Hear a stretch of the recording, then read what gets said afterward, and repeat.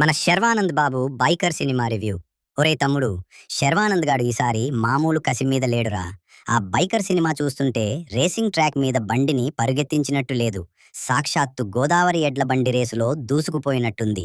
April 3న విడుదలైన ఈ cinema గురించి ముచ్చట్లు ఇవే మరి. అసలు ఏంటి కథ? మన 'శర్వానంద్' ఒక అచ్చమైన మధ్యతరగతి కుర్రాడు. పెళ్ళాం, పిల్లలతో హాయిగా కాపురం చేసుకుంటుంటాడు. కానీ వాళ్ళ నాన్న రాజశేఖర్ గారు పాతకాలం రేసింగ్ కోచ్. నాన్న మీద ఎవరో అవినీతి మరకలు వేస్తే మనోడప్పుడు మళ్ళీ రేసింగ్ హెల్మెట్ తగిలించి బండి ఎక్కుతాడు. తండ్రి పరువుని నిలబెట్టడానికి మోటోక్రాస్ రేసింగ్ ట్రాక్ మీద శర్వా చేసిన హడావిడి అంతా ఇంతా కాదు.